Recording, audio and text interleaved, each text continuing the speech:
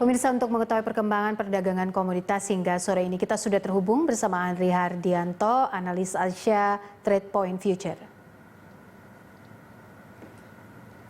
Pak Andri, seperti apa tren perdagangan komoditas dan emas hingga sore ini? Ya, selamat sore pemirsa Berita Satu dan Mbak Popi. Jadi untuk perdagangan komoditas hari ini tampaknya juga mengalami penurunan volume yang tidak terlalu besar ya. Dan kondisi ini memang tidak lepas dari kondisi perdagangan di tengah pekan yang memang biasanya para pelaku pasar ini melakukan aksi ambil untung atau profit taking, Mbak. Namun di tengah penurunan volume transaksi hari ini di bursa komoditas, saya mencatatkan ada komoditas kopi Arabica yang justru mengalami kenaikan volume meskipun cukup tipis. Dan kondisi ini memang tidak lepas dari adanya sentimen fundamental dari komoditas Arabica Coffee, di mana memasuki akhir tahun ini kondisi cuaca begitu sangat berpengaruh, khususnya di daerah atau di negara produsen untuk kopi Arabica ini, Mbak Kopi. Namun demikian, meskipun penurunan volume transaksi terjadi pada hari ini, saya catat transaksi masih didominasi oleh komoditas emas, khususnya emas berjangka dan juga untuk local London. Di sini saya catatkan volumenya cukup besar, namun memang pada penutupan hari ini terjadi penurunan yang saya pikir tidak terlalu besar. Tetapi memang kondisi profit taking sangat mempengaruhi untuk tren perdagangan komoditas untuk hari ini, Mbak Popi. Oke, nah untuk perkembangan emas, kemudian juga CPO dan juga soal pengaruh kasus COVID dan ekonomi global, kalau kita lihat runtutannya hingga akhir pekan ini atau Jumat esok, seperti apa prediksi Anda?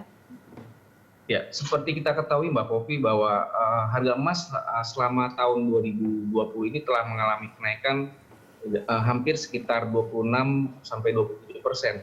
Namun kita lihat secara teknikal setelah menyentuh level harga tertinggi, harga emas ini mengalami koreksi. Dan saya pikir koreksi ini dapat saja terjadi hingga akhir tahun, di mana kita tahu pelaku pasar juga masih menantikan paket stimulus dari Amerika Serikat, yang di mana paket stimulus ini masih terjadi tarik-menarik antara kubu Demokrat dan kubu Republik terkait dengan Pilpres di Amerika Serikat. Seperti kita tahu, dengan adanya paket stimulus ini tentu membuat pamor aset berisiko ini mengalami kenaikan dan akan menenggelamkan aset safe haven seperti emas. Jadi saya pikir untuk pekan-pekan ke depan potensi emas untuk terkoreksi masih cukup terbuka, Mbak Popi. Oke, nah untuk peluang pemulihan permintaan kopi ini seperti apa dengan perkembangan cuaca saat ini dan juga kasus COVID di Eropa dan Amerika? Betul. Seperti tadi sudah saya sebutkan di awal bahwa memang sentimen fundamental khususnya dari cuaca di negara produsen seperti di Brazil ini sangat diperhatikan oleh pelaku pasar, khususnya pelaku pasar di komoditas kopi, Mbak Popi. Dan fenomena La Nina atau cuaca ekstrim dikhawatirkan akan menurunkan produksi kopi di negara produsen seperti Brazil dan juga bahkan di Vietnam juga termasuk mungkin di Indonesia. Dan saya pikir pelaku pasar komoditas kopi untuk di akhir tahun ini atau memasuki akhir tahun ini akan lebih melihat sisi fundamental dibandingkan dari sisi teknikal atau sentimen lain, Mbak Popi. Dan saya pikir faktor cuaca ini menjadi penentu untuk pergerakan harga kopi hingga akhir tahun ini. Oke, analisa Anda untuk investasi jangka menengah ini mana yang bisa direkomendasikan Mas Andri, emas, olain atau CPO? Oke, baik. Jika kita berbicara untuk jangka menengah, let's say dalam rentang waktu 6 bulan ke depan, saya pikir emas masih menjadi primadona ya atau pilihan utama, Mbak Popi. Cuma jika kita bicara hingga akhir tahun ini, di mana seperti yang saya katakan tadi ada paket stimulus yang dinantikan oleh pasar dan itu nanti bisa memicu akan naiknya pamor aset berisiko. Saya pikir hingga akhir tahun, saya pikir pelaku pasar dapat melihat pergerakan harga komoditas khususnya kopi yang tadi saya katakan, di mana faktor cuaca juga sangat berperan.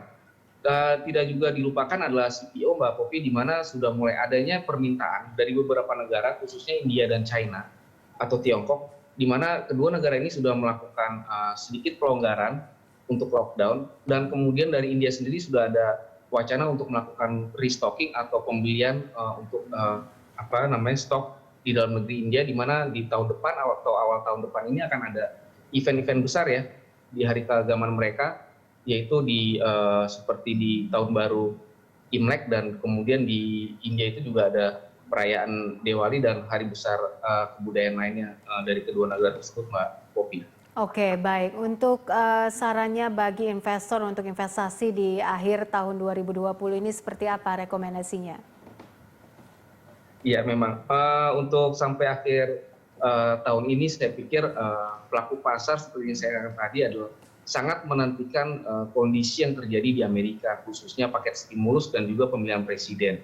Karena di situ ada seperti yang saya katakan tadi, jika paket stimulus ini kemudian bergulir dan kemudian sebelum pemilihan presiden bahkan, ini dapat menaikkan pamor aset berisiko, dan saya pikir komoditas khususnya kopi Arabica dan CPO itu bisa menjadi pilihan untuk transaksi portofolio investasi sampai dengan di akhir tahun ini, Mbak Popi. Baik, terima kasih Mas Andri untuk informasi dan juga Ya, analisanya sama-sama. bersama kami.